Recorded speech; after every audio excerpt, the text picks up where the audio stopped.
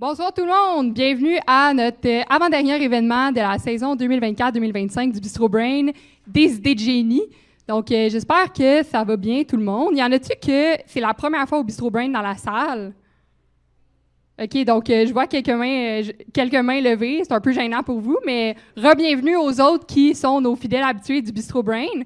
Pour ceux qui sont moins familiers avec le Bistro Brain, dans le fond, on est un organisme à but non lucratif qui fonctionne depuis 2017 et notre mission, c'est de démocratiser la science le plus possible. Et on arrive à accomplir cette mission-là grâce à nos commanditaires et grâce aussi à notre public qui laisse souvent des dons à l'entrée. Donc, ça, c'était un petit mot subtil pour vous dire, si jamais vous voulez faire des dons, vous pouvez en faire à l'entrée. Donc, le Bistro Brain, c'est un peu comme si la science et le plaisir avaient eu un enfant, et cet enfant-là, c'était le Bistro Brain. On est présent à Sherbrooke, mais aussi à Montréal, à Trois-Rivières et à Québec. Donc, pour la soirée de ce soir, je vais juste aller checker mes petits cartons. J'ai oublié de me présenter. Pour ceux qui ne me connaissent pas, mon nom, c'est Émilie et c'est moi qui vais être votre animatrice pour la soirée de ce soir. Et dans le fond, comment la soirée va se dérouler, c'est qu'on a 4 super belles présentations pour vous ce soir. Il va y avoir 2 premières présentations. Chacune de ces présentations-là va être suivie d'une petite période de questions d'à peu près 3 minutes. Et après les deux premières, pas questions, mais présentations, on va avoir aussi une pause de 10 minutes. Et ensuite, vous allez pouvoir revenir pour les 2 dernières présentations. C'est vraiment important d'écouter les présentations avec beaucoup d'attention, non seulement parce qu'elles sont intéressantes, mais aussi parce qu'à la fin, il va y avoir un petit quiz avec des questions sur les présentations. Et si jamais vous scorez un score parfait au quiz, vous avez des chances de gagner des prix. Donc, c'est toujours plaisant de gagner des prix. Je vous souhaite de gagner. Pas tout le monde, parce qu'évidemment, on n'a pas assez de prix pour toute la salle, mais dans un monde idéal, ça serait parfait. Avant d'aller plus loin, je voulais remercier nos commanditaires qui ont rendu la soirée possible. Donc, le Sareuse, le Remdus, la Feuse et aussi l'Humaine. D'ailleurs, par rapport à ça, j'aimerais ça inviter sur scène Olivier qui va pouvoir dire là, quelques mots par rapport à l'Humaine.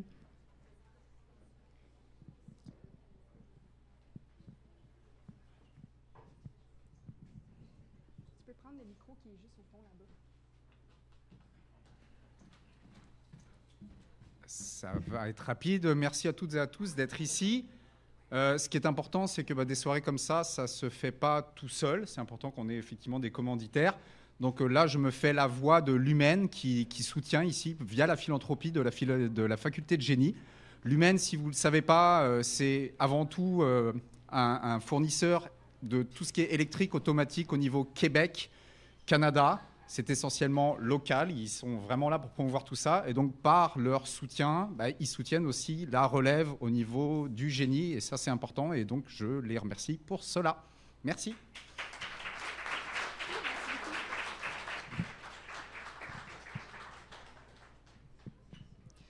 Donc, la soirée de ce soir est aussi organisée en collaboration avec les Cycles supérieurs en génie. D'ailleurs, j'inviterai Marouane, qui est, je pense, le président des Cycles supérieurs en génie. Non? En fait, qui va être représentant des Cycles supérieurs en génie là, pour dire un petit mot. Merci beaucoup, Émilie. Je l'étais avant, mais là, je suis rendu trésorier. On passait un peu le flambeau. Bonjour tout le monde. Je représente l'Association générale étudiante en génie, l'AGEG. Puis, une de ses promotions, c'est les Cycles supérieurs en génie. Donc, on aime beaucoup la vulgarisation scientifique, même au cycle supérieur. Puis, à un moment donné, on s'est dit, à la faculté de génie, on ne sait pas tout ce qui se passe dans les labos. Tu sais, il y a les étudiants au premier cycle, il y a les cours, mais les labos de recherche, on n'a aucune idée des projets, à part les siens, à part ton labo. Fait qu'on a organisé un événement qui s'appelle Genius. On l'a fait l'année dernière, mars 2024. On l'a refait mars 2025. Puis, c'est vraiment à l'intérieur de la faculté de génie. Puis là, il y a plein de monde qui ont participé.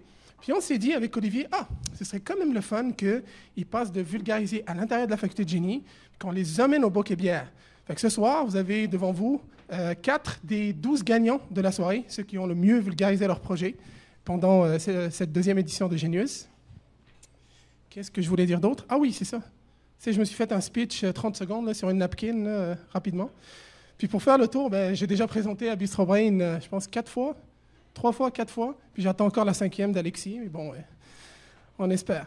Puis là, pour faire le tour aussi avec Olivier donne un cours de vulgarisation par la bande dessinée. C'est vraiment dans notre ADN à la faculté de génie puis à l'Université de Sherbrooke de propager la science avec humanisme. Fait que là, ce soir, je vois qu'il y a plein de monde qui viennent de l'université, mais je vais quand même vous lancer un petit défi. Ceux qui ne viennent pas de l'université, je vous lance le défi de poser des questions sur les présentations, parce que c'est ça le but de l'organisme, c'est de propulser ou de propager, disséminer la science à la population.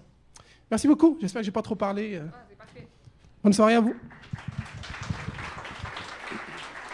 Super. Merci beaucoup, Marouane. Donc, je te seconde vraiment dans l'idée d'encourager les gens à poser des questions. Les présentations de ce soir, ils ont vraiment été faites là, dans un souci de vulgariser. Donc, peu importe tes connaissances en génie ou manque de connaissances en génie, comme moi, par exemple, n'hésite pas à poser des questions, puis les présentateurs vont faire leur possible pour répondre. Donc, on va maintenant pouvoir commencer le programme de la soirée. La première présentatrice s'appelle Jacqueline Barbosa-Januario. Et présentement, c'est une étudiante au doctorat en génie chimique. Elle va vous expliquer comment on fait pour transformer l'eau en vin d'érable.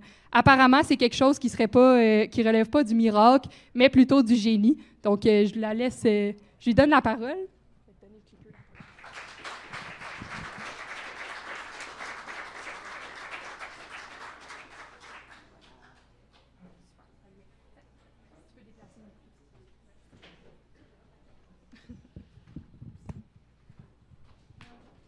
Bonsoir tout le monde. Merci beaucoup pour la présence de tout le monde ici ce soir. Je vais parler sur mon projet de recherche qui se concerne sur les sirops d'érable et aussi sur la fermentation. Alors, moi, je m'appelle Jacqueline Gilmara Barbosa Januário et j'étudie le doctorat en génie chimique à l'Université de Sherbrooke. Alors, ma présentation s'intitule avec « Transformer l'eau en vin d'érable, pas un miracle, mais du génie ». Alors, pour commencer, je vais vous rappeler l'importance du sirop d'érable. On sait qu'il est l'or blonde du Québec parce que le Québec assure 72% de toute la production mondiale de sirop d'érable. Et ce produit, il apporte 1,1 milliard de dollars au PIB canadien. Alors, le sirop d'érable, il y a une importance économique et culturelle. Mais pendant la production de sirop d'érable, peut arriver d'avoir des défauts de saveur. Et là, avec mon projet de recherche, on se demande quoi faire avec un sirop d'érable qui présente un défaut de saveur. Et là, la partie plus intéressante, pourquoi pas ne pas transformer dans une boisson délicieuse? Pour commencer, je vais vous expliquer comment c'est le procédé de transformation de l'eau d'érable jusqu'au vin d'érable. Par ici, je vais vous parler que pour la production d'érable arrivée, il faut avoir des températures très froides pendant la nuit et des températures plus élevées pendant la journée. Ça va faire qu'avec la température élevée pendant la journée, l'eau d'érable va couler. Et là, ça va nous permettre de collecter cette sève d'érable, l'eau d'érable, et faire la transformation. Au début, on va avoir une sève d'érable avec environ 2% de teneur en sucre et on va vouloir concentrer la sève d'érable. Alors, la première partie, on va concentrer la sève jusqu'à 15-25% de solides solubles, que c'est la quantité de sucre. Et à la suite, on va bouillir cette concentré pour arriver à 66 degrés Brix, qui c'est la quantité de sucre qu'il y a au produit fini. À la fin, on va filtrer le sirop d'érable et on va obtenir cet liquide précieux, le sirop d'érable. Pendant la production du sirop d'érable, après que tout le produit est fini, il va y avoir une vérification de la qualité du sirop d'érable. Les choses plus importantes pour le sirop d'érable est sa quantité de sucre, qui doit être de minimum de 66 degrés Brix. Mais le sirop d'érable, il est aussi classé par rapport à sa couleur. On va avoir, par exemple, les différentes couleurs de sirop d'érable, comme doré, foncé, très foncé. Et ça va être très lié aussi, non seulement à la couleur, mais aussi à la saveur du sirop d'érable. De plus de cette classification, on fait une analyse très spécifique pour la saveur.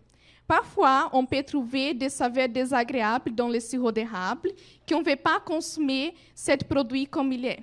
Alors, on va avoir un sirop avec des défauts de saveur qui ne peut pas être commercialisé. Ça, c'est une grosse problématique dans l'industrie cericole, parce que, comme on peut voir ici dans cette graphique, dans l'année de 2023, par exemple, 15% de tous les sirops d'érable produits au Québec avaient un type de défaut de saveur. Et ça apporte beaucoup de problématiques pour l'industrie cericole, parce que les coûts de production pour avoir un sirop de qualité et pour avoir un sirop d'érable déclassé, c'est la même chose. Mais les producteurs vont vendre son produit pour un coût beaucoup moins cher et ça va causer des problèmes économiques et aussi des pertes alimentaires. Les types de défauts de saveur, ils sont plusieurs. On a ici, par exemple, 6 types de défauts de saveur. Ils sont liés, le nombre de défauts, c'est lié à son origine. On peut avoir, par exemple, les défauts naturels, microbiologiques, chimiques, techniques, bourgeons et filants. Le sirop d'érable bourgeon, c'est un sirop à la fin de la saison, quand la température augmente et un défaut pas agréable s'est produit. Et le sirop d'érable filant, c'est un sirop très visqueux. Et là, je vais aller plus en détail dans ces 2 types de sirops, parce qu'ils sont beaucoup souvent dans l'industrie. Alors, on a le sirop d'érable VR5, qui c'est un sirop qui s'appelle bourgeon, parce qu'il arrive à la fin de la saison, quand la température augmente. Alors, on va avoir des changements métaboliques dans les arbres d'érable, où les acides aminés vont augmenter dans la sève. Et là aussi, on va avoir, avec une température plus élevée, des développements de micro-organismes. Et ces micro-organismes, ils vont consommer les sucres présents dans le sirop d'érable. Ils vont produire, pendant le chauffage de production, des composés désagréables pour la saveur, qui, même en petite quantité, peut déclasser le sirop et faire qu'il y a un défaut de saveur. Là, on a aussi le sirop d'érable VR6, qui c'est un type de sirop qu'on appelle filant. On appelle filant parce qu'il a une viscosité très élevée par rapport aux autres sirops d'érable. Et il est quand même dégueulasse pour manger. Personne ne veut manger ce sirop d'érable. Cet sirop, il a cette viscosité pour 3 facteurs. Augmentation de la température à la fin de la session, de développement, contamination microbiologique et aussi un temps de stockage très élevé avant les procédés pour produire le sirop d'érable. Ça veut dire que les producteurs vont collecter la sève d'érable, ils ne vont pas processer de tout de suite. Et ça va faire que les micro-organismes ont le temps de se développer, consommer le sucre et produire des polysaccharides, qui sont des sucres plus grands qu'on a normalement dans le sirop d'érable. Alors, quoi faire avec un sirop déclassé? Là, je viens avec mon projet de recherche sur la fermentation et je peux vous parler que la fermentation, c'est une transformation des sucres par des micro-organismes dans des produits désirables. Ici, par exemple, j'ai apporté des exemples. J'ai apporté des exemples, par exemple, les raisins, les thés, la farine, le lait, qui peuvent être transformés dans des produits beaucoup plus intéressants, comme la bière, les vins, les yaourts, des kombucha. Et là, on peut améliorer la conservation des aliments. Parce que pendant la fermentation, les micro-organismes vont produire des acides organiques qui vont diminuer le pH. Alors, on va avoir un pH plus acide qui va être une ambiance moins agréable pour le développement des micro-organismes, indésirables dans les cas. On peut améliorer aussi la saveur parce qu'on peut dire, par exemple, que c'est beaucoup plus agréable de boire du vin que manger des fruits comme les raisins.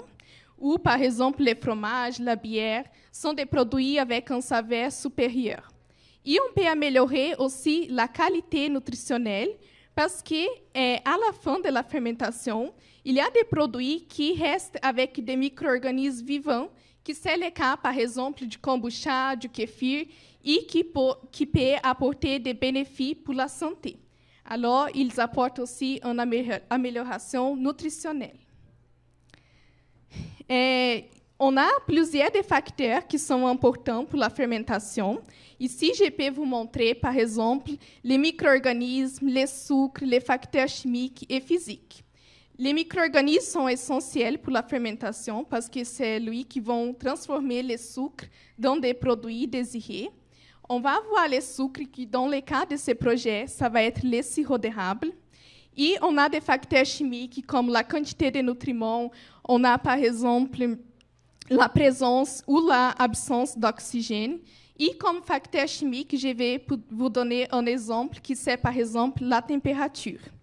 Là, on va avoir les procédés de fermentation et on va avoir plusieurs des métabolites intéressants, comme l'éthanol, les acides organiques, et parfois, on va avoir aussi les sucres résiduels qui vont donner la saveur.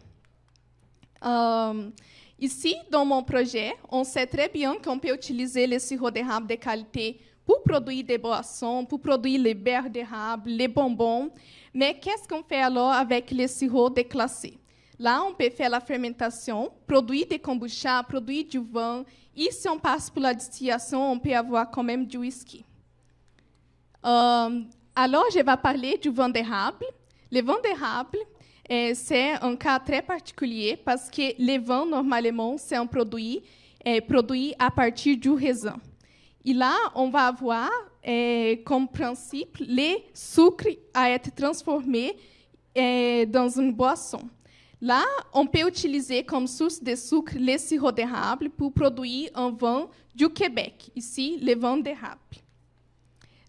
La fermentation alcoolique, c'est souvent représenté comme dans cette graphique ici, par exemple. On va avoir la consommation de sucre et la production d'éthanol. Là, on va avoir les croissances des micro-organismes jusqu'à la phase de mort. Et là, c'est comme on peut suivre la fermentation. Une chose très importante aussi, c'est la source de levure utilisée, parce que le même sirop d'érable peut donner de différentes saveurs si on utilise des levures différentes.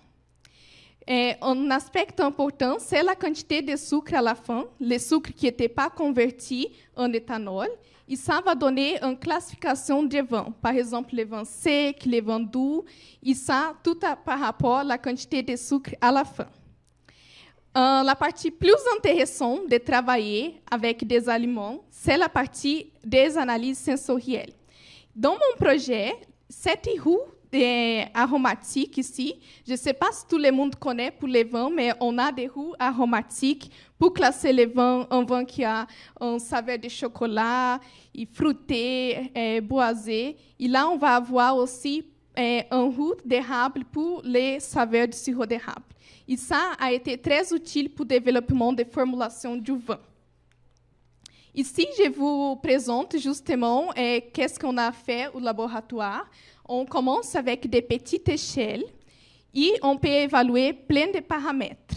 On commence avec 30 millilitres de production, de fermentation, avec plein de conditions différentes, avec des températures différentes, des pH différents, le type de la levure, la quantité de sucre qu'on ajoute. Et après qu'on trouve une formulation qui est intéressante, là, on peut commencer à penser à augmenter l'échelle. Ici, je vous présente l'augmentation d'échelle du vin que j'ai développée au laboratoire. Ici, on était allé de 30 millilitres jusqu'à 110 litres, qui c'est déjà l'échelle industrielle de notre partenaire industriel. Et alors, qu'est-ce que nous avons développé? C'était la production de boissons à partir du sirop d'érable de qualité et aussi à partir du sirop d'érable déclassé. Ici, par exemple, dans mon projet, j'ai développé du vin, du kombucha et même des yaourts en utilisant le sirop déclassé. Et je peux vous dire que ce n'était pas vraiment transformer l'eau en vin, ce n'était pas un miracle, mais c'était vraiment beaucoup de travail, beaucoup de recherche et du génie. Et merci beaucoup.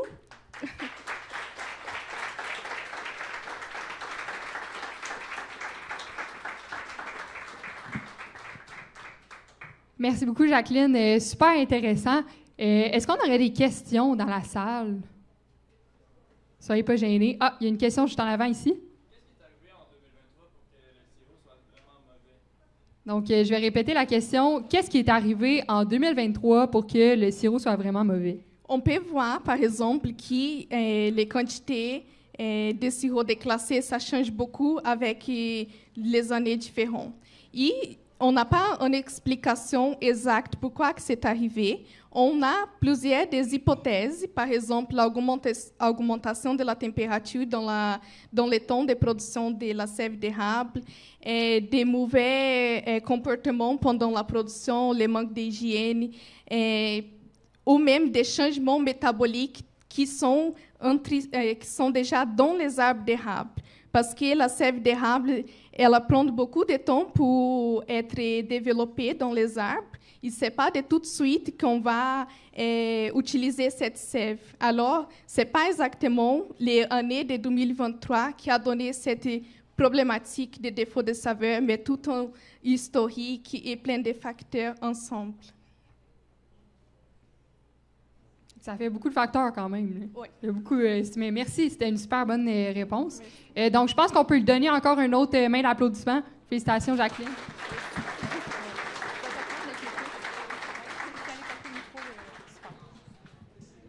Une question. J'aurais eu une question, moi. Sinon, vous aurez l'occasion de parler avec Jacqueline à la pause. Tantôt, on va avoir un petit 10 minutes de pause, là, puis il va avoir le temps pour lui poser la question de façon plus personnelle, si ça vous convient. Merci. Alors, notre prochain présentateur pour ce soir s'appelle Malo Guémas. Il fait présentement une maîtrise en génie mécanique et il va vous parler de... En fait, respirer dans un liquide, c'est pas si loin que ça de la science-fiction. Ça se peut que ça soit même plus proche de la réalité. Donc, on va lui donner la parole pour qu'il puisse vous expliquer comment ça marche tout ça. Et voilà.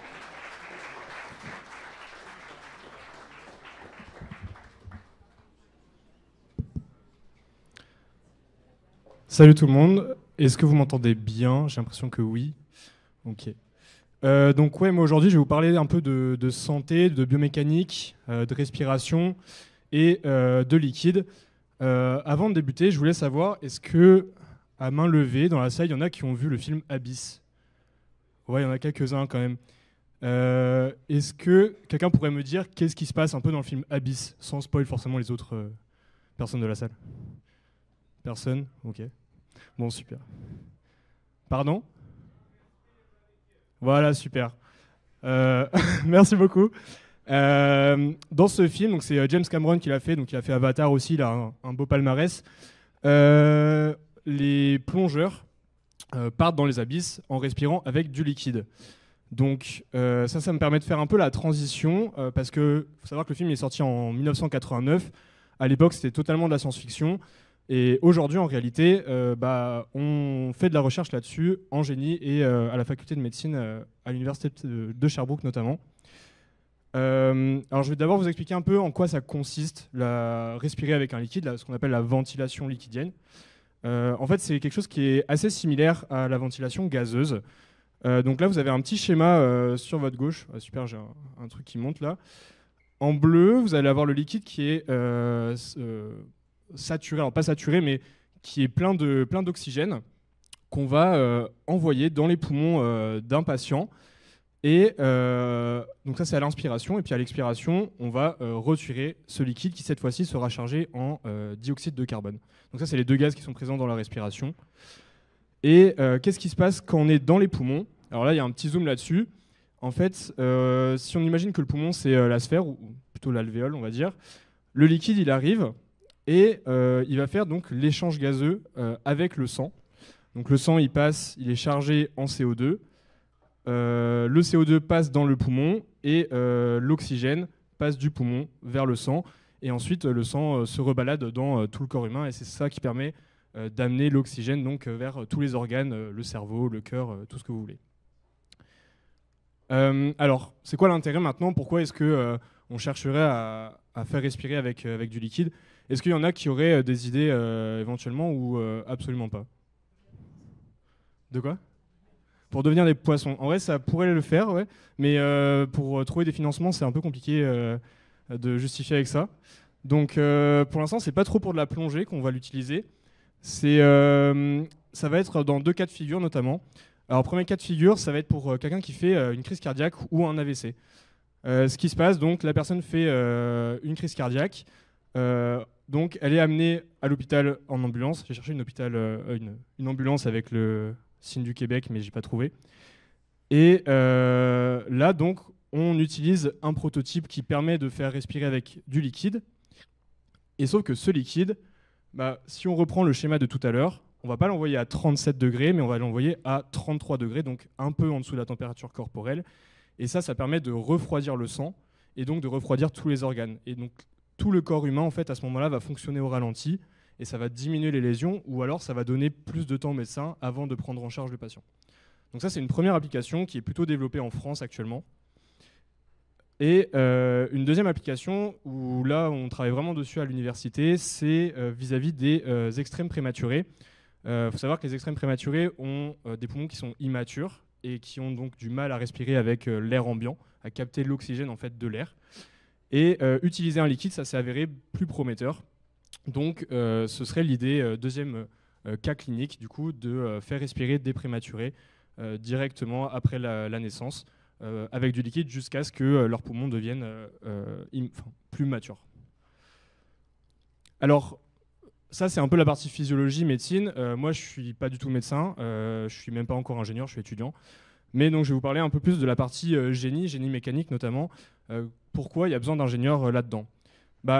On l'a vu dans les cas de figure, il y a besoin de développer un prototype qui permet d'envoyer le liquide et de le retirer. Un des défis majeurs qu'on a notamment, c'est un liquide, c'est bien plus dense et c'est bien plus visqueux que l'air. Et en plus de ça, nous, on impose le débit que quand on retire le liquide ou quand même on l'inspire.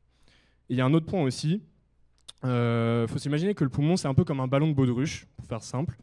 Donc c'est des parois qui sont très flexibles, qui vont beaucoup bouger en fait, dès qu'il va y avoir quelque chose qui passe à l'intérieur. Donc là, si on prend un cas de figure classique, on va dire, ballon de baudruche, il est en jaune, je ne sais pas si vous le voyez tous. Si on n'expire pas trop fort, tout se passe bien, on retire le liquide, donc on arrive à enlever le CO2 et puis à renouveler en fait et à oxygéner le patient. Si par contre on commence à expirer trop fort, alors là c'est un événement qui s'appelle le collapsus, donc l'effondrement littéralement des parois.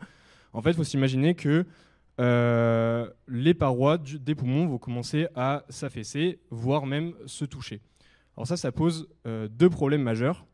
Le premier problème, c'est on a utilisé la ventilation pour que les bébés, il n'y ait pas d'inflammation, ils puissent respirer normalement.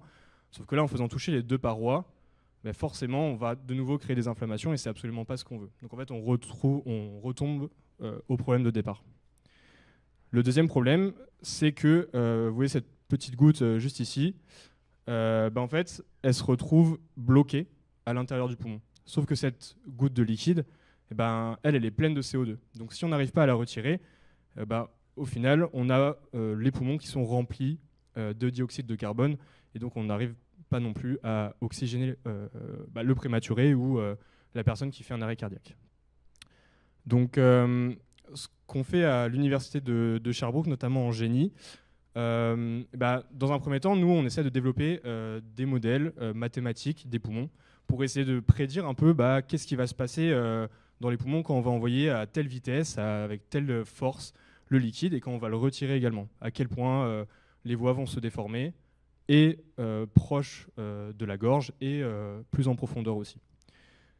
Ensuite, ce qu'on essaye de faire, c'est de la simulation numérique. Est-ce que ça parle à tout le monde de la simulation numérique ou pas ? Parce qu'il n'y a pas que des gens en génie, donc je ne pense pas.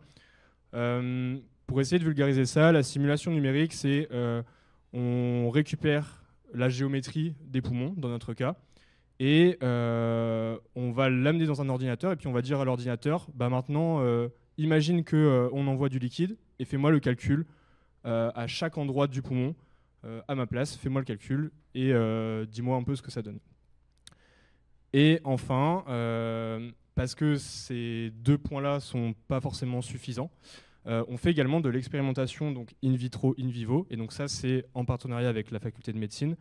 Et donc il y a des chirurgiens qui viennent donc au bloc opératoire pour faire de l'expérimentation, et nous en backup, donc en train de régler la machine.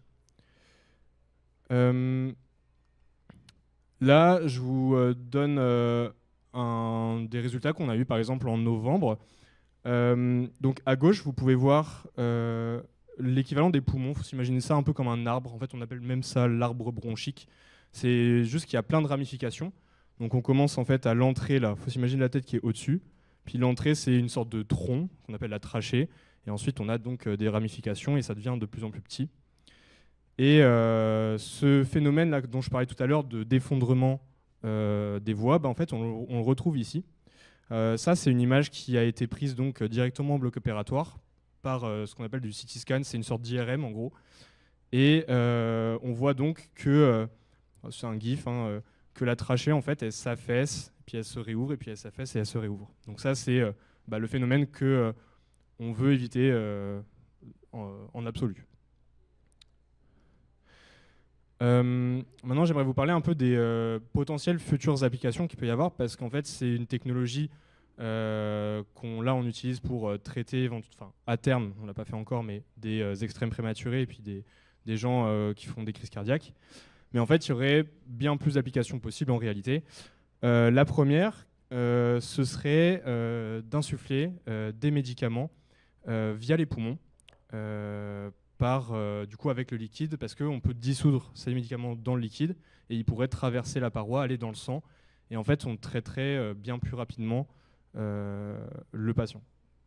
L'autre point, ça pourrait être également pour faire ce qu'on appelle du lavage broncho-alvéolaire. Alors c'est un mot un peu compliqué, juste pour dire que le liquide, l'avantage qu'il soit plus dense justement, c'est qu'il permet d'aller récupérer un peu toutes les particules indésirables qu'il y aurait dans les poumons, et il permettrait de les retirer bien plus facilement que par les techniques actuelles. Et bien évidemment, la dernière application potentielle, ce serait pour les plongeurs. Donc je ne sais pas s'il y en a qui font de la plongée, mais ça permettrait notamment de rééquilibrer la pression entre la pression qui est imposée sur la cage thoracique et celle de l'intérieur, parce que le liquide est incompressible. Donc voilà les 3 applications potentielles, futures. Et je vous remercie pour votre écoute. Est-ce que vous avez des questions ?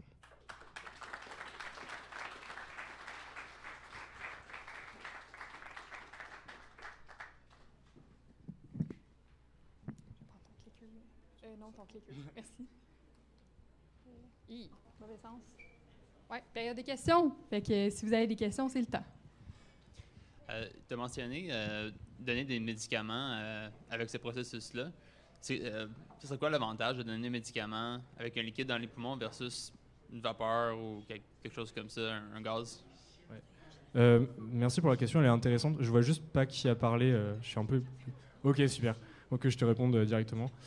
C'est vrai que c'est quelque chose que... Tu veux répéter la question avant? Ouais. Merci. La question, c'est... ce serait quoi l'intérêt de faire passer les médicaments par le poumon, via le liquide, plutôt que l'ingurgiter, par exemple, ou même via un cathéter. En fait, c'est l'intérêt, on peut même le reprendre pour le cas de la crise cardiaque, c'est que la surface d'échange entre le poumon et le sang, la surface, c'est l'équivalent d'un terrain de tennis. Donc c'est absolument énorme. C'est l'organe qui a le plus de contact avec les vaisseaux sanguins du corps. Alors dans le cas des médicaments, ça permettrait de les insuffler bien plus rapidement et que ça ait fait plus directement. Dans le cas d'une crise cardiaque, ça permettrait justement de refroidir plus rapidement que ce qui est fait actuellement. Est-ce que ça répond à ta question? Vas-y.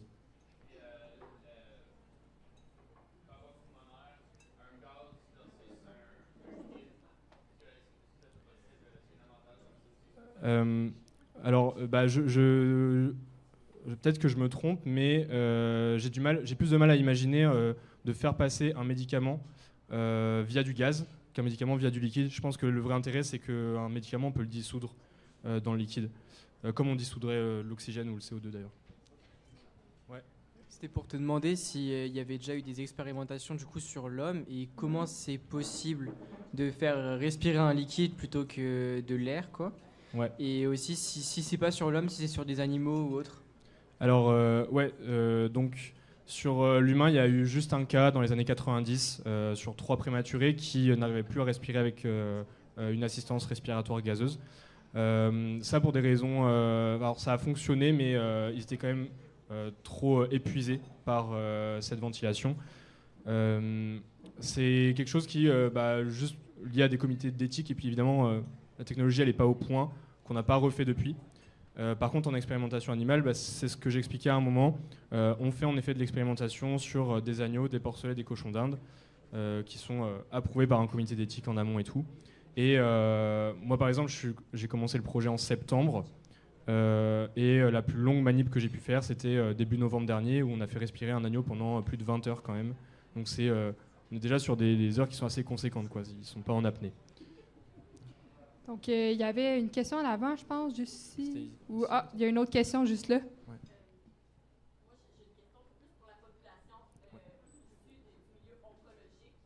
Ouais.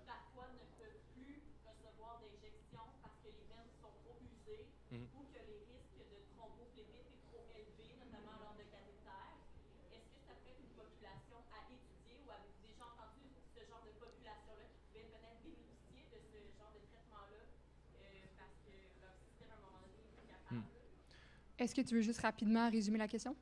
Ouais. Alors, je vais essayer de la résumer. Tu me dis si je me trompe. La question, c'est au niveau oncologique, il y a des patients, si j'ai bien compris, qui ne peuvent plus recevoir d'injection via des cathéters parce que les veines sont trop fatiguées. Et donc, est-ce que l'intérêt avec les médicaments, ça s'appliquerait à cette population-là? Alors, l'idéal, ce serait qu'un médecin te réponde, parce que moi, je suis pas médecin, donc j'ai pas envie de trop de m'avancer. Mais en théorie, oui, je pense que ce serait une application possible. Et en fait, même pas juste pour l'oncologie, mais en fait pour toutes les personnes qui n'arriveraient pas à recevoir via intraveineuse ou par voie orale ou anale, n'importe en fait. Non, mais c'est vrai. Les médicaments, quoi. Donc,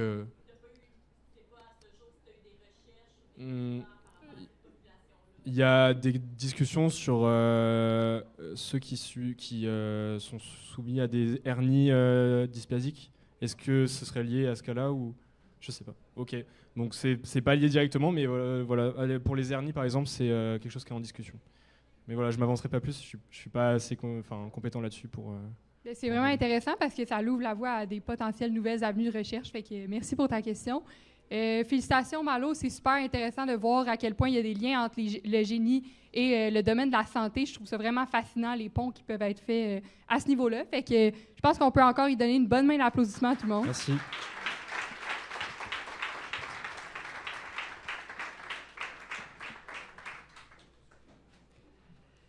Donc, pour la suite du programme de ce soir, on va vous donner une petite pause. Ça fait 2 présentations quand même. Donc, vous aurez l'occasion d'aller jaser avec vos amis, vous prendre une bière au bar. Et la pause va durer environ une dizaine de minutes. Donc, on va se retrouver à 6h05. Bonne pause tout le monde. OK, tout le monde, je sais que vous en avez long à jaser, vous avez de la bière à boire, vous avez des anecdotes de fin de semaine à compter, mais je vous invite à reprendre place sur vos chaises et à reprendre le silence parce que on a encore des présentations pour vous.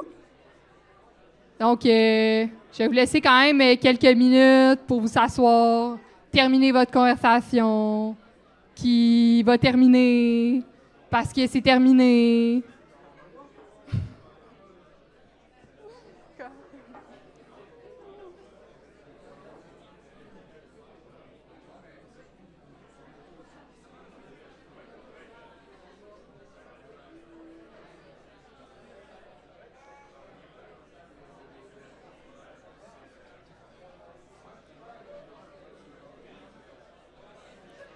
Parfait, tout le monde. Donc, vous êtes vraiment pas prêts pour la prochaine présentation.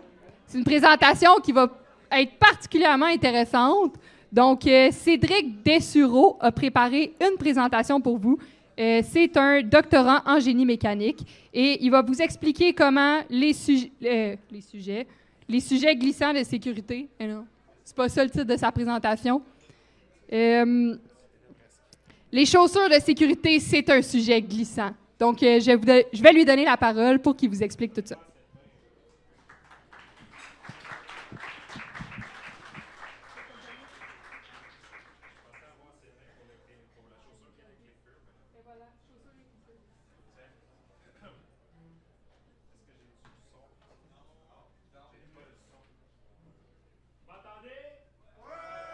J'ai pas de son. Ah oui, parfait, merveilleux. Bon. Est-ce que ça va, vous autres? Tant mieux. Parce que moi, ça va vraiment pas tant depuis un méchant bout, parce que je suis tombé sur toute une réalisation, en fait, puis j'ai réalisé qu'on était tous et toutes pas en sécurité. Vraiment, en ce moment, vous êtes en danger, puis vous ne le savez pas, puis on vous l'a caché, OK? Puis pour les prochaines minutes, je vais vous convaincre, en fait, que vous n'êtes pas en sécurité en ce moment.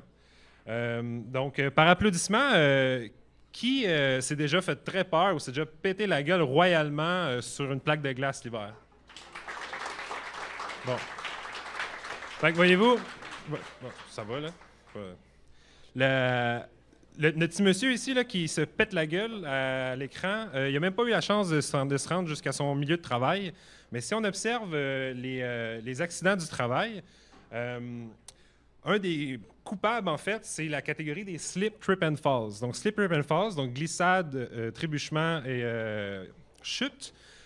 Puis, dans cette catégorie-là, le chef de la gang, donc sur le top de la pile, c'est les glissades. Juste au Québec, on parle de 12 à 13 puis parfois plus des accidents du travail sont causés par les glissades. Et aux États-Unis, on parle de 17 à 35 Fait que yes, au Québec, on est mieux qu'aux États. Puis, dans le fond, la solution simple à ça, ça serait tout simplement d'éliminer les glissades. OK? Heureusement, le gouvernement nous protège partiellement. Il y a sûrement parmi vous des gens qui ont dû porter en fait des capes d'acier pour aller au travail. Puis, ces capes d'acier-là, en fait, vous êtes obligé de les porter dans certains milieux de travail selon le règlement sur la santé et la sécurité au travail. Donc, ce que ça dit, la loi, c'est que vous devez porter des chaussures qui ont été normalisées par CSA. CSA, c'est le bureau d'accréditation, le bureau de normalisation au Canada qui vous protège puis qui normalise les choses que vous achetez. Fait que la chaussure que vous voyez à l'écran, elle a été normalisée pour les chocs électriques, elle a été normalisée pour les impacts au niveau des orteils, elle a été normalisée pour la perforation, etc. Puis ce que la loi nous dit, c'est qu'elle doit respecter la grosse norme. Donc ça, c'est la partie technicalité de ma présentation. C'est un peu plate, là, de la normalisation, blablabla. Donc, il y a une norme, en fait, qui existe, qui est la Z195. Puis ça couvre tout ce qu'une chaussure de sécurité devrait être capable de faire pour nous protéger. Puis, parmi les choses qu'elle devrait faire pour nous protéger, il y a la résistance au glissement. OK?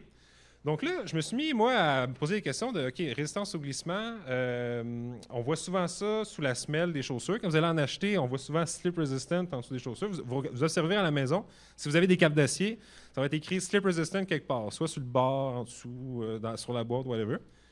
Puis là, je me suis mis à me dire, attendez, là, si on peut marquer ça sur slip resistant, mais c'est déjà écrit CSA Approve, c'est qui a l'autorité, en fait, de dire que telle ou telle chaussure est slip resistant?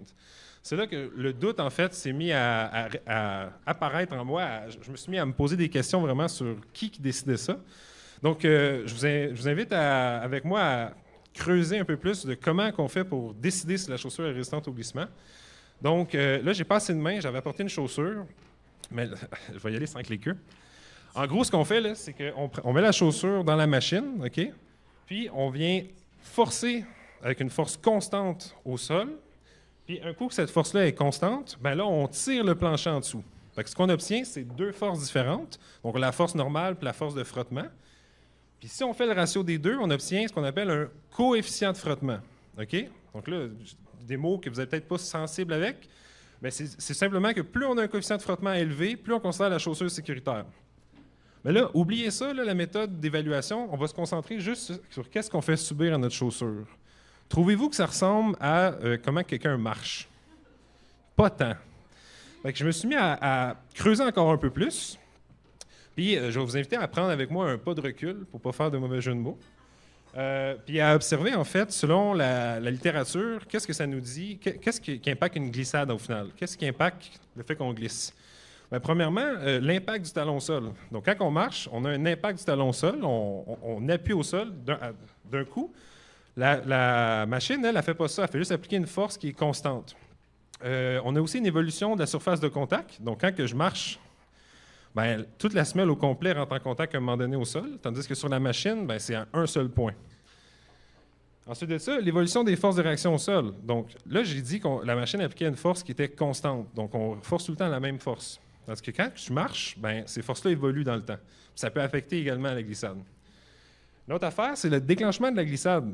est-ce que vous choisissez si oui ou non vous partez à glisser ou ça l'arrive puis là on réagit après? Ben, on réagit après. Mais la machine, elle force la glissade. Fait que ça ne nous donne pas tant d'indices sur qu'est-ce qui pourrait arriver pour déclencher une glissade. Puis la dernière affaire, c'est l'évolution de la distribution de pression. Donc ça, là, c'est un concept qui est fort simple à expliquer. Normalement, le point où est-ce que la pression est la plus forte, bien, il se déplace en dessous de la chaussure, tandis que sur le test, bien, il reste tout le temps à la même place. Fait que pour toutes ces raisons, bien, j'en suis arrivé à la conclusion, quand on marque slip resistant sur une chaussure, quand on marque antidérapant, est-ce que c'est vraiment le cas? Bien, moi, je pense que non. Donc, en gros, ce qu'on voudrait faire, je ne sais pas si vous avez déjà écouté le film The Imitation Game. En gros, dans The Imitation Game, il y a M. Alan Turing, qui est un mathématicien incroyable. Puis, il a théorisé, en fait, le Imitation Game, justement, qui consiste à avoir un observateur qui observe deux écrans. Derrière les écrans, d'un côté, il y a un humain, puis de l'autre côté, il y a une machine. Puis lui, il ne sait pas quel qui est quel. Puis là, il va poser des questions, puis il va recevoir des réponses. Puis en fonction des réponses, le but du jeu ici, c'est de deviner qui est l'humain, qui est la machine. Puis si la machine a réussi à imiter suffisamment bien l'humain, bien, l'observateur n'a aucune idée qui est qui. OK? Donc, prenez ça comme exemple. Mais maintenant, à place d'être un observateur, c'est une chaussure. Donc, moi, mon but, là, le but du jeu ici, ce serait que la chaussure sur une machine de test soit pas capable de différencier si c'est un humain ou une machine. C'est bon? Fait que pour ça, ben, je propose, je ne suis pas le seul à avoir réfléchi à imiter l'humain. Donc, depuis 1953, il y a un modèle qui existe qui s'appelle le modèle du pendule inverse. Donc, ça, c'est un modèle théorique qui est resté au stade numérique, qui a évolué au cours du temps, puis ça permet d'imiter assez fidèlement les forces de réaction au sol. OK? Là, j'ai entendu la question, c'est quoi un pendule inverse? Donc, c'est assez simple. Vous avez tous déjà vu une horloge grand-père dans le salon de votre grand-père. Bien, prenez l'horloge, mettez-la à l'envers, vous avez un pendule inverse. OK? C'est assez simple. Puis, si on regarde celui de 2011, qui est le plus, qui imite assez bien les réactions en force au sol, bien, c'est un pendule inverse constitué d'une masse, d'un ressort et d'un amortisseur. Qu'est-ce qu'un système masse-ressort-amortisseur? Bien, ça le dit dans le nom, c'est une masse, un ressort puis un amortisseur. Puis là, vous avez besoin d'être focus un peu. Un ressort, plus tu le déformes, plus il force contre toi. Donc, sa force est fonction de sa déformation. L'amortisseur, je fais un clin d'œil pour tantôt, l'amortisseur est fonction, lui, de la vitesse de déformation. Plus vite tu vas le déformer, plus il va t'appliquer de force. Gardez ça en mémoire, ça va peut-être être utile plus tard. Donc là, je vous présente juste un type de graphique. Restez avec moi, ça va être assez simple à regarder. Donc là, ce qu'on voit en ce moment, là, c'est les forces de réaction au sol en fonction du temps. En noir, c'est le dispositif, ou le modèle en fait numérique. Puis en gris, c'est l'humain. OK? Avec le modèle que je vous ai présenté là. Ce qu'on constate, c'est que les deux courbes sont assez juxtaposées. Puis ça, on est content. Donc, techniquement, ils ont réussi à obtenir de quoi qui est sensiblement potable en termes de représentation des réactions en force au sol. OK? Donc, moi, là, ce que je me suis dit, c'est, si on arrive à le faire numériquement, est-ce qu'on pourrait arriver à le faire dans la vraie vie? Est-ce qu'on pourrait faire un dispositif qui est basé là-dessus? Puis c'est exactement ça que je propose dans le cadre de mon doctorat. C'est un dispositif qui est constitué d'une masse, un ressort et un amortisseur. On regarde ça simple. Puis, on met ça sur une rampe qui l'amène à des conditions initiales.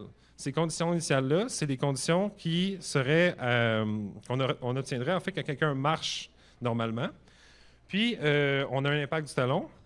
Et avec cet impact du talon-là, on arrive à des forces de réaction. Donc là, ce dispositif-là, on l'a testé il y a quelques mois. Et on obtient ce graphique-là. Donc, ce qu'on a en ce moment, c'est en bleu, on a l'humain. Donc, en bleu, on a l'humain en Z ici, donc dans ce sens-là, et en Y dans le sens de la marche. Et en noir, on a mon dispositif avant les modifications. Ce qu'on remarque, c'est qu'en Z, on a déjà le pattern sensiblement proche. Puis, en Y, on a également un pattern, mais vous voyez qu'il y a des petits wiggles, des petits bruits. Fait que là, on travaille là-dessus, on est en train de les éliminer. Le but, c'est d'être pareil à l'humain. Là, qu'est-ce qu'on va faire avec ça? J'arrive proche de la fin de ma présentation. On va soumettre des chaussures à des conditions réalistes de l'humain qui, maintenant, ont un impact du talon au sol, il y a une évolution de la surface, un déclenchement d'une glissade possible, parce que si on le soumet à une surface glissante, ben, le dispositif va juste partir à glisser. On ne l'a pas forcé, ça arrive tout seul. L'évolution des forces de réaction au sol, on l'a, puis on a une évolution de la distribution de pression. Fait que bingo, on a un dispositif qui répond en fait aux choses qui manquent sur le dispositif actuel. Donc, comment on pourrait utiliser ce dispositif-là? Ben, très rapidement, ben, on met des conditions initiales d'un humain sur le dispositif, on met de l'huile de canola ou n'importe quel contaminant par terre, puis ensuite de ça, on essaye différentes chaussures. Puis on observe pour chaque chaussure, aux mêmes conditions, à quel point on perd l'équilibre. Puis plus on va perdre l'équilibre, ben moins on va être sécuritaire. Vous êtes d'accord? Si la chaussure fait perdre l'équilibre davantage, elle va être moins sécuritaire. Donc à partir de là, on va pouvoir créer un nouveau en fait, barème d'évaluation des chaussures de sécurité qui est plus réaliste pour être possiblement capable de faire une nouvelle norme. Donc j'en arrive à la période de questions. J'espère que vous en avez.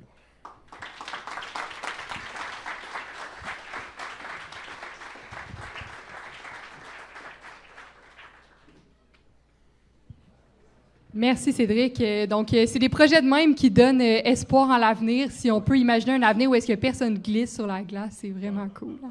C'est beau. Donc, ouais. Est-ce qu'il y en a qui ont des questions pour Cédric? Je vois des questions là-bas, juste ici. Pas eux autres. Pas eux autres. Ouais, désolé, c'est moi qui fais l'animation.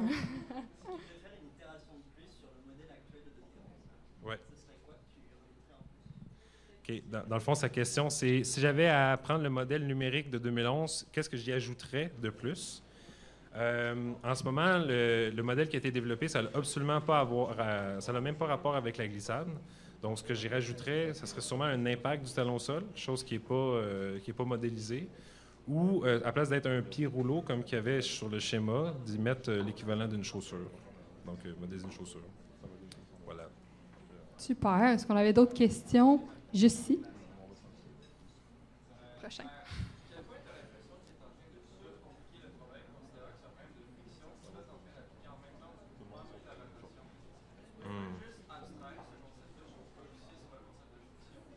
C'est un excellent point. Donc, sa question, c'est est-ce que tu es en train de trop compliquer le problème?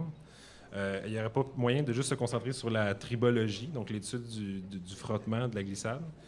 En gros, les raisons que j'ai présentées, pourquoi ce n'était pas représentatif, ça impacte justement comment que ça glisse. Puis, en ce moment, la prémisse, c'est tout simplement, on va mesurer un coefficient de frottement avec les compromis qu'on a, puis on va tout simplement l'associer à un niveau de sécurité. Mais ça, c'est quand même un gros raccourci d'explication, parce que c'est pas représentatif tant que ça. Puis, il n'y a rien, en fait, qui nous dit qu'un coefficient de frottement dynamique plus élevé va nécessairement être plus sécuritaire.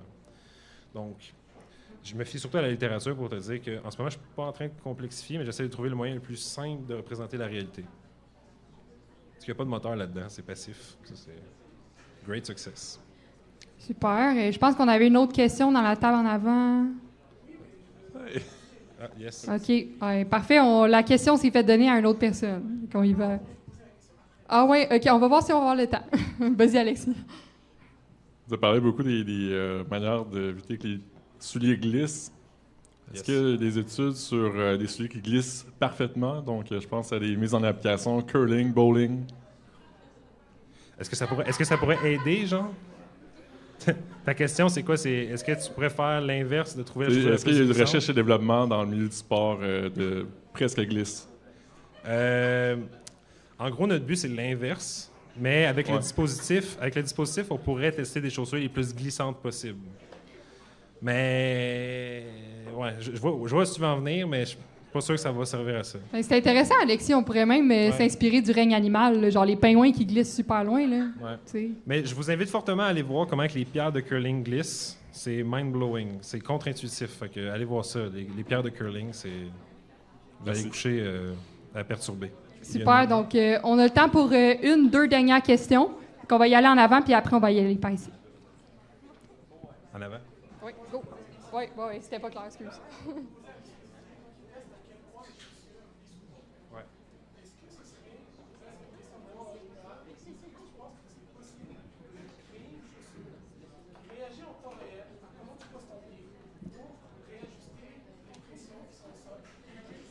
OK. Donc, tu vois, ça, c'est un exemple de compliquer le problème pour rien. En gros, ce qu'il propose, la question, c'est est-ce qu'on pourrait faire une chaussure active qui s'adapte en fonction des conditions passif? En ce moment, c'est passif, oui. Mais Marouane propose de faire une chaussure active pour réagir à comment que tu mets le pied au sol. Je t'invite à proposer ça comme projet, mais on est hors scope en ce moment. Moi, je pense qu'on pourrait utiliser une intelligence artificielle pour que ta chaussure fasse ta liste d'épicerie, elle t'amène dans la bonne rangée au maxi. Une ça semelle quantique. Et ouais, une semelle quantique, c'est bon ça. Et on va passer à la prochaine question en arrière. Oui, bonjour. Moi, je me demandais si votre... Je demanderais à tout le monde dans la salle de juste baisser le ton un petit peu pour qu'on entende bien la question. Merci. Bonjour. Moi, je me demandais si votre dispositif testait les forces latérales. J'ai pas trop compris. Les forces de tout, parce que notre distribution de poids sur notre pied change continuellement. Alors, j'ai compris, selon le graphique, ça imitait quand même la répartition de différents points de masse là, sur le pied, c'est ça? Non, mais c'est une excellente question, puis je m'attendais à ce que cette question-là soit posée en avant avec mes collègues de recherche. En gros, ce qu'on a vu, c'est vraiment concentré dans le plan. Je vais répéter la question. En gros, il me demande pourquoi... est-ce que j'imite, en fait, ce qui se passe en termes de médiolatéral? Oui, est-ce que c'est évalué? Est-ce que c'est comptabilisé, quantifié, plutôt? Ouais. En ce moment, au stade où on en est, non. Puis ça, c'était un choix délibéré pour simplifier en ce moment le fonctionnement du dispositif. Mais ultimement, ça serait juste de modifier les conditions initiales du dispositif pour mieux imiter le médiolatéral. Merci. Donc, tout le monde, ça va être la fin de la période des questions. On peut lui donner une bonne main d'applaudissement. Merci.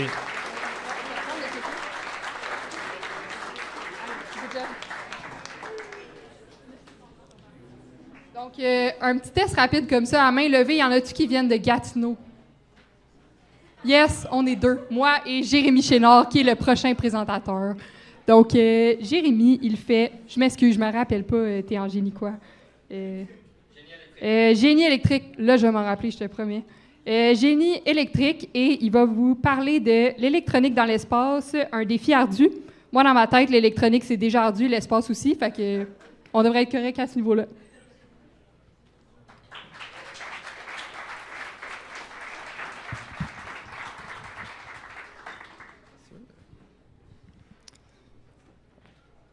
All right. Allô tout le monde? J'espère que ça va bien. Je commence la dernière présentation. Fait que dans le fond, moi, je vais changer un peu le sujet. On va parler d'électronique puis de radiation. Donc, je vais commencer ma présentation. Je vais demander une question au public, peut-être une ou deux personnes. Quand je vous montre cette image-là, ça vous représente quoi pour vous?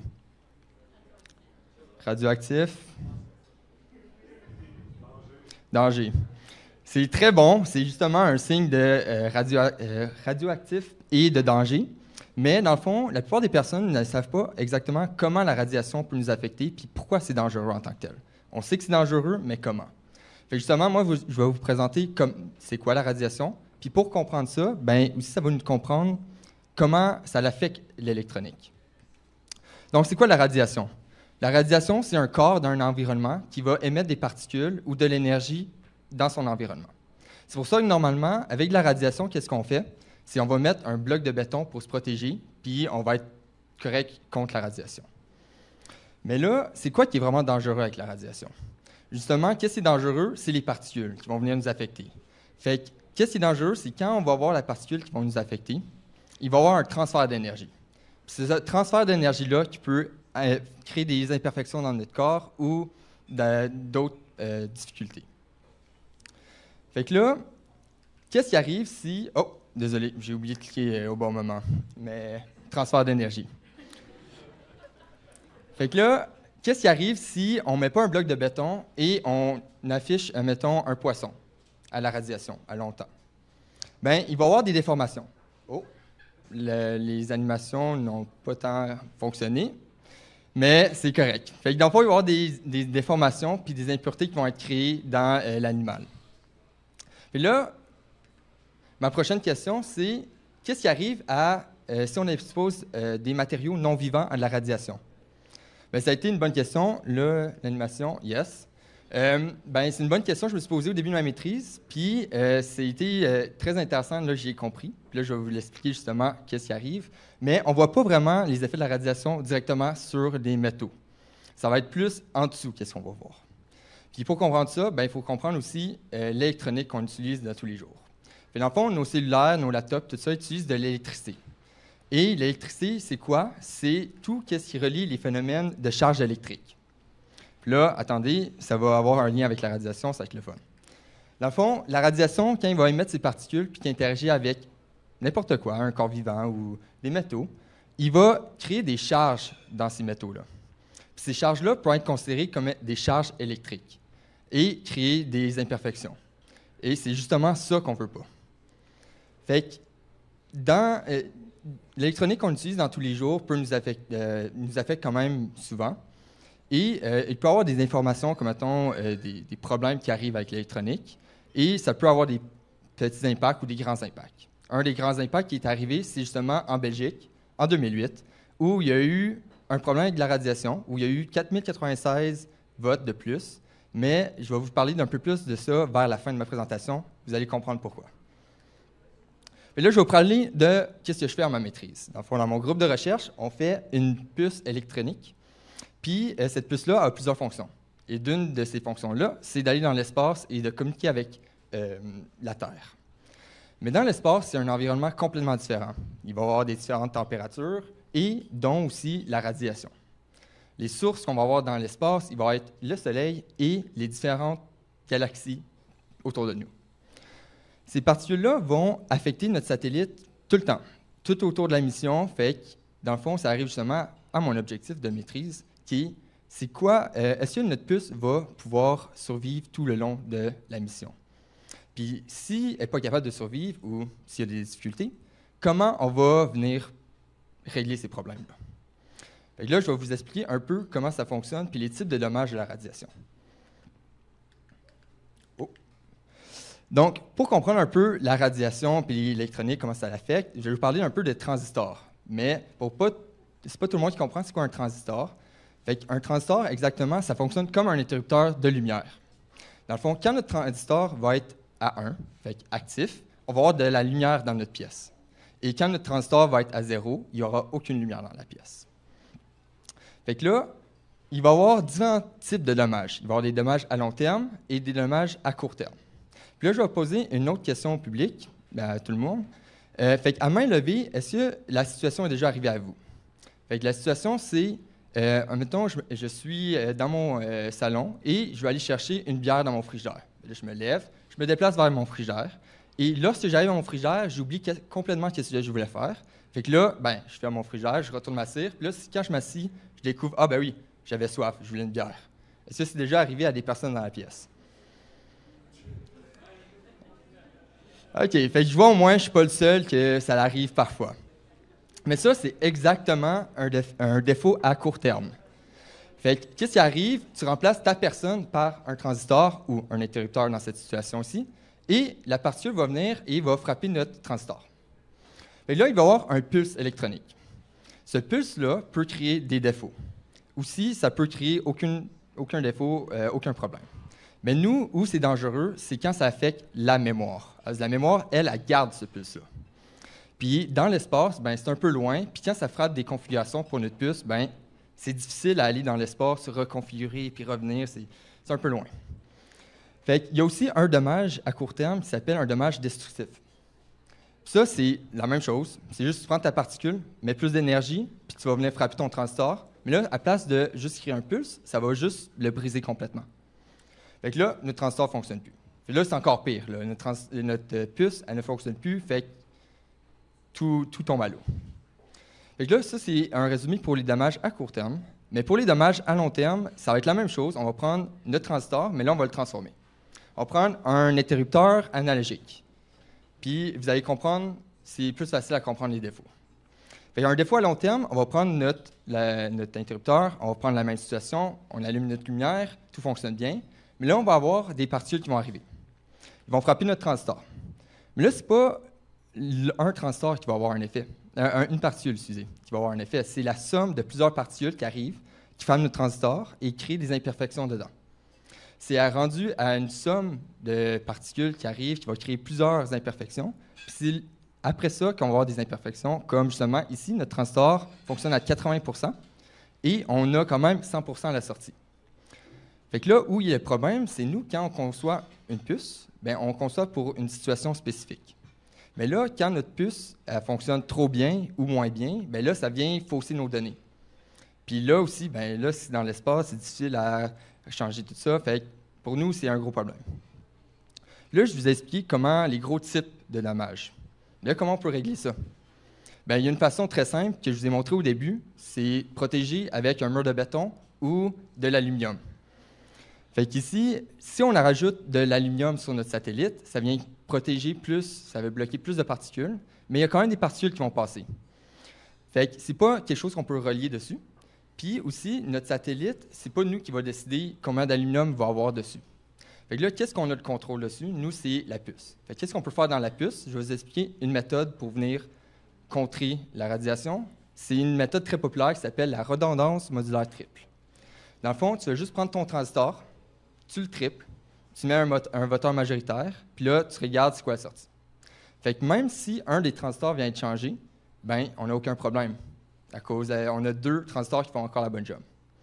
Là où on va avoir un problème, c'est parfois ça arrive, une particule peut frapper 2 transistors.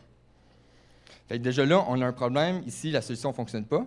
Puis en plus de ça, on vient d'utiliser 3 fois plus d'espace, consommer 3 fois plus d'énergie. Fait que là, on est juste perdant. Fait que moi, dans ma maîtrise, c'est de trouver justement ces techniques-là. Il y a plusieurs d'autres techniques plus difficiles qui existent. Puis de jumeler ces techniques-là pour trouver le meilleur résultat ou avoir une meilleure solution pour consommer moins d'énergie en général puis de fonctionner tout le long de la mission. Et là, je vais revenir en Belgique. Fait que c'est quoi qui est arrivé? Fait qu'en Belgique, dans le fond, il y a eu un vote fédéral qui utilisait, dans le fond, des passes électroniques. Fait que nous, on a nos carnets de vote, mais eux, il y avait une passe. Quand ils allaient voter, ils allaient mettre leur vote dans un ordinateur qui enregistrait leur sélection. Puis, cette sélection-là était sur la puce, la carte, et dans la mémoire de l'ordinateur.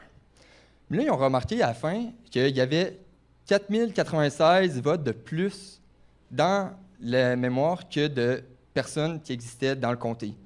Et ils se sont demandé, pourquoi? Ils ont commencé à faire des recherches, tout ça. Puis ils ont vu justement, il n'y avait aucun problème. Il y avait juste dans la mémoire un bit de changer.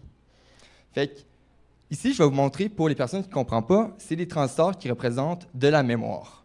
Fait que dans la mémoire, on va avoir des 1 et des 0 qui représentent un chiffre qui va représenter peut-être une donnée. Ici, dans cette situation ici, un 1 et un 0 va créer une valeur, et dans le compte binaire, pour les personnes qui ne savent pas compter le binaire, ça se lit de droite à gauche. Fait que le premier chiffre est égal à 1, le deuxième chiffre 2, 4, 8, ainsi de suite, ça l'augmente. Ici, dans notre situation, on a 1866. Puis qu'est-ce qui est arrivé? On a une particule, elle a frappé le 13e transistor. Qu'est-ce que ça fait? Coïncident. C'est drôle à cause c'est le même chiffre qui est 4096, comme justement le nombre de votes qui a été émis dans le comté. Fait que, juste pour vous dire que dans le fond, il faut faire attention avec la radiation et de l'électronique, à cause ça peut avoir un impact sur nos vies. Puis il faut en considérer quand on conçoit de l'électronique. Fait que merci de m'avoir écouté, puis j'espère que vous avez passé une bonne soirée.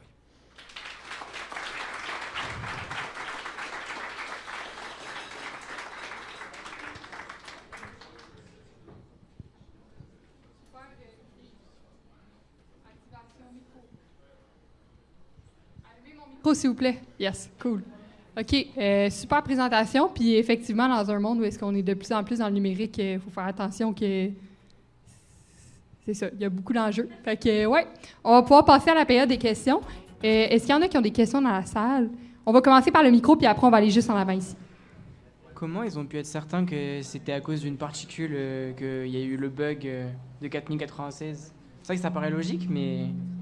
Et dans le fond, la question, c'était comment ils ont vraiment vu qu'il y avait eu 4096, puis c'était par rapport à la radiation. C'est, dans le fond, ils ont remarqué qu'il n'y avait aucun défaut dans tous les autres appareils qu'ils utilisaient. Puis aussi, les 4096 sont arrivés d'un moment précis. Habituellement, un compte, ça arrive en accumulation, puis ils regardent ça. Mais là, c'était un changement, une seconde, tu as 4096 plus de votes. Fait que c'est comme ça qu'ils ont vraiment remarqué, puis ils ont dit, il y a quelque chose qui cloche. Fait que là, ils ont commencé à regarder les problèmes, puis ils ont découvert que justement, c'était par rapport à une particule. Super. Je pense qu'il y avait une autre question en avant. Tu peux y aller.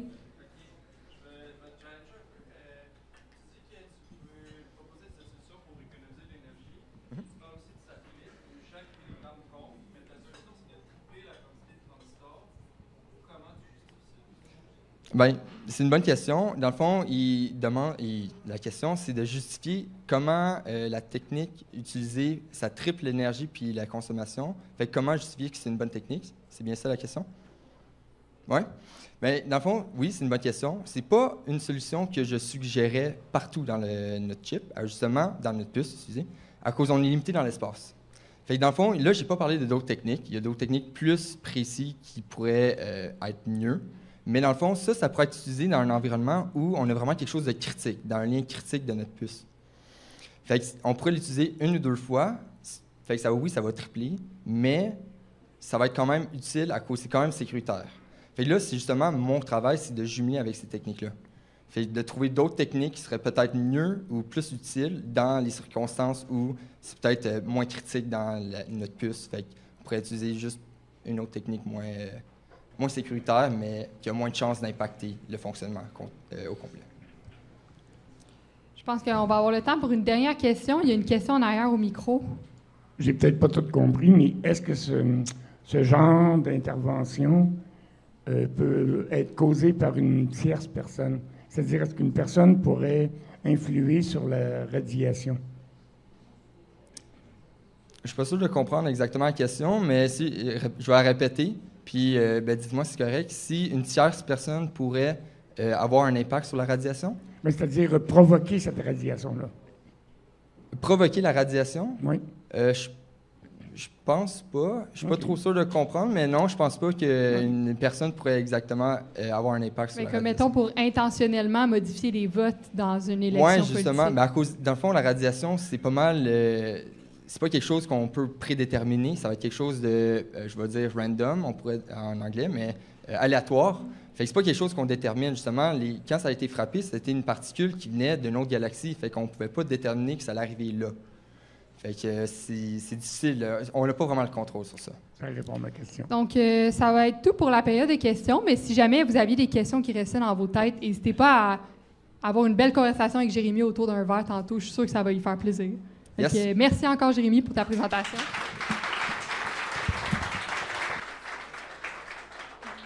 Merci. Donc, c'est ça qui conclut notre soirée d'aujourd'hui. Donc, il n'y a plus de présentation, mais j'aimerais quand même prendre le temps de vraiment remercier tous les présentateurs d'aujourd'hui. Donc, on avait Jérémy, Cédric, Malo, Jacqueline. On peut leur donner une bonne main d'applaudissement encore une autre fois. Super. On va en profiter aussi pour applaudir vous autres, le public, qui vous déplacez à chaque fois pour venir voir le Bistro Brain. C'est vraiment apprécié. C'est pour vous et grâce à vous qu'on fait des soirées comme ça. Fait que vous pouvez vous applaudir, vous autres aussi.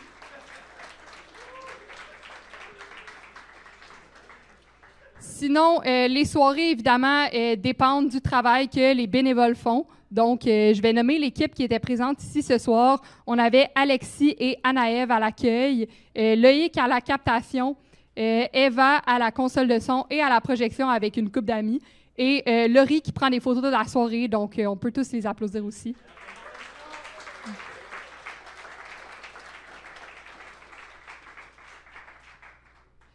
Et le Bistro Brain, on adore faire nos événements au Boc et Bière. C'est vraiment notre place préférée pour ça. Et évidemment, c'est un endroit qui est super merveilleux et chaleureux. Et ça, c'est en partie grâce à l'équipe du Boc qui est vraiment bonne. On va nommer l'équipe qui était présente ici ce soir. Donc, merci à Léandre, Nathan, Andy, Raphaël et Alan. On peut les applaudir eux aussi.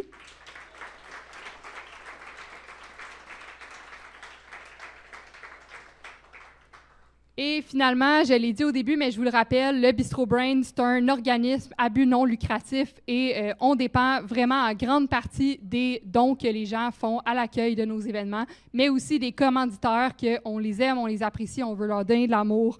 Donc, le Sareuse, le Remdus, la First et aussi l'Humaine. Merci beaucoup.